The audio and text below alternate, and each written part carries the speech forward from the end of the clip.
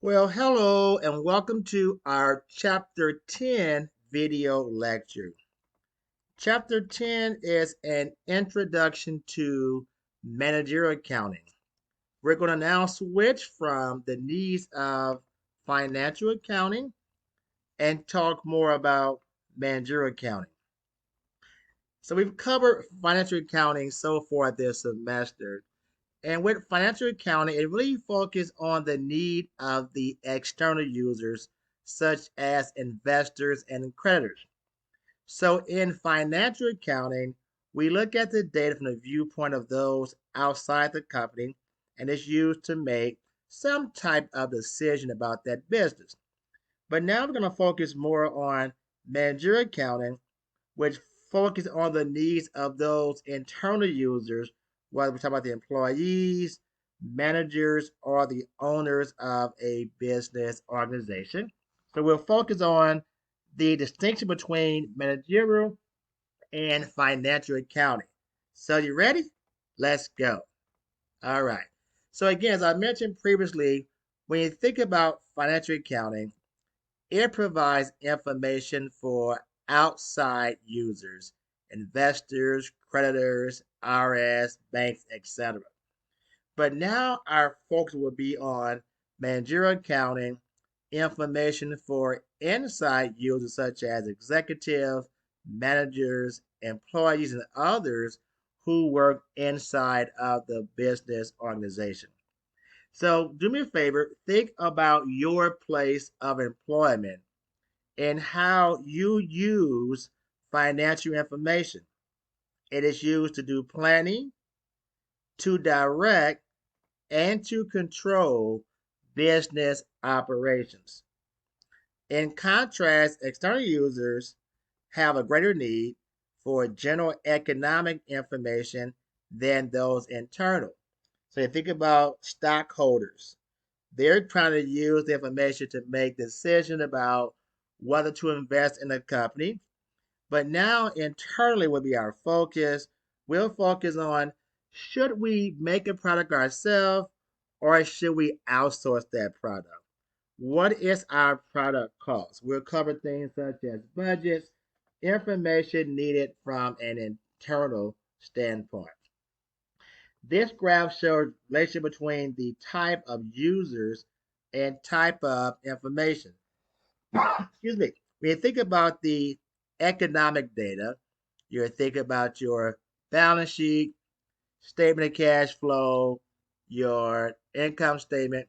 That information is going to be used by outsiders, those outside of the business organization. We think more about your financial data. Now we'll talk about things like the invoices, product costs, period costs, cost of goods sold. That data is used by those inside the company, such as senior executive, middle managers, and those who are operating employees. Okay? So, as an external users, they're focused on information as a whole. How has that company performed as a whole? In contrast with your internal users, they're mainly concerned about a certain section of the business, such as how well has my department performed, or how well has my division performed. So think about your place of business. What department do you work in with your company? Regulations. The SEC, Security Exchange Commission, they oversee the information provided by public corporations. Their job is to protect the interests of the public. That's why if you are a public corporation, there are certain requirements you must meet that are set forth by the Security Exchange Commission. The SEC delegate much of its authority for developing accounting rules and guide principles to a private sector known as FASB. FASB stands for the Financial Accounting Standards Board. This is the organization that developed the accounting principles, the accounting rules that are used within the accounting profession. So again, FAFSA does develop the accounting principles, pronouncements, and practices known as GAAP, generally accepted accounting principles. When it comes to management accounting or managerial accounting, it is not as restricted, meaning that now we're trying to determine what can the company do that's in the best interest of the company. So what we call value added principles. We're now going to look at how do we do certain things that will add value to our company. Now, although that's our main focus is value added principles, even within managerial accounting, we still have to make sure that we are operating within the accounting principles, meaning that we still have to make sure if you're recording information, summarizing data, communicate information, that you are still following the accounting principles when relaying this type of information. Okay? So again, financial accounting is characterized by objectivity, reliability, consistency, and historical nature, meaning that when you think about accounting data, we use past information to predict what will take place in the future, while managerial accounting is more concerned with relevance and timelessness.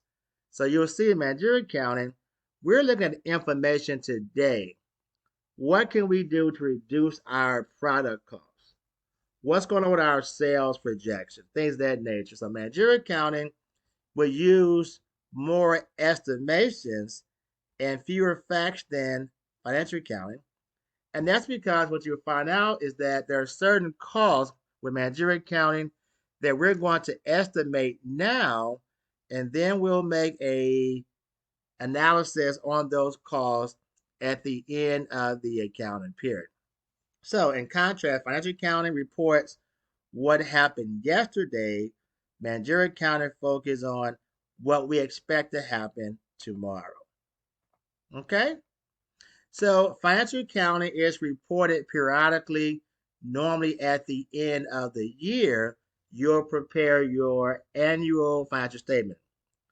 But with managerial accounting, because now we're trying to develop plans, controlling, and directing, it requires immediate attention.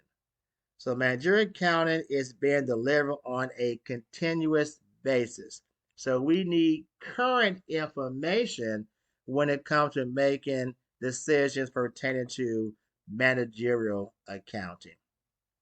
So this slide is just a comparison of managerial accounting versus financial accounting, who are the users, the information type, level of aggression, regulation, the characteristics, and the time horizon when it comes to reporting the frequency. So if you need to, slow down this video to do a comparison of managerial accounting versus financial accounting. Okay, so let's get into managerial accounting. We're going to begin with first the cost of manufacturing a product. The cost of manufacturing a product. So let me ask you a question. What is your favorite product in terms of shoes, clothes, in terms of sports gear? What we talk about handbags. Well, companies must determine what is their product cost. That is the cost for them to make the actual product that was sold to their customers. So managers need to know the cost of their product for a variety of reasons. For example, cost plus pricing is a common business practice, meaning that the actual sales price to the consumer will include the cost it took us to make the product plus some type of margin that we'll call plus pricing in order to determine the actual sales price. Product costing is also used to control business operation.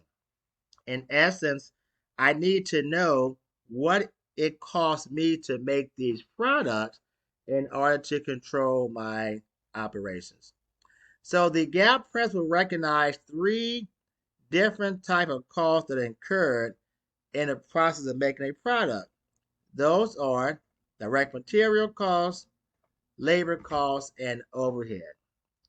Let's begin with material. Let's assume we're trying to purchase an automobile. So maybe we're going to be General Motors, Ford, Chrysler, one of the major car corporations. First, we determine what is the type of material that we call raw materials needed to make the actual product. You add to that material the labor costs. So if you imagine a car going down the assembly line, now you have laborers put together those different type of material to produce that actual product. So often we are okay with one and two. We understand that there's material costs to make a product and there's also labor costs. What we often miss in our product cost is called the overhead that we'll talk more about. But the overhead refers to other resources required in order to make that actual product. So, for example, if we're making the product inside of a warehouse, well, the warehouse, we have to pay rent for the warehouse. There's utilities. We can have a security guard. There could be insurance. All of those costs are referred to as overhead costs and should be included in what's known as our product cost. Now, let's get to some calculations, shall we? All right. We have Tabor Manufacturing Company makes wooden tables. The company spent $1,000 to build 4 tables. They spent $390 for materials, $470 for a carpenter's labor, that's direct labor, and $140 for tools used in making the tables. That's going to be your overhead cost. Now the question says, how much is Tabor's expense? The answer is 0. Now you're saying, wait a minute, this just said I spent $1,000 to build these 4 wooden tables. Why is my expense 0? Well, I'm glad you asked that question. That 1,000 goes into your inventory account for products, which is an asset. So when you first make the product, that cost goes into an asset account. All right. So let's break it down. So the cash payment for materials, labor, and overhead were an asset exchange transaction. We exchanged one asset, cash, for another asset, which is the tables, and those tables for us will be shown as inventory, which is an asset. Okay? Now, the expense will not take place until the tables are sold. At that point in time, we recognize what's called our cost of goods sold. But in the meantime, until we sell those tables, they're shown in an asset account known as finished goods inventory. So the money that we initially spent to build these 4 tables goes into an asset account known as finished goods inventory. Okay? Next, how cash is transferred into inventory. So here we go. That was the material cost, the labor cost, the overhead cost, which was converted into the finished products, which are these 4 beautiful tables here at a total value of $1,000. So that cash of 1,000 is now converted into another asset known as your finished goods inventory. Okay? Now we're going to talk about determining what is the average cost per unit. Well, remember that we spent $1,000 and we built 4 tables. Therefore, our average cost is going to be $250 per table. Okay? Next, we're going to talk about the difference between product cost versus period cost. Stay tuned for part 2 of our Chapter 10 video lecture.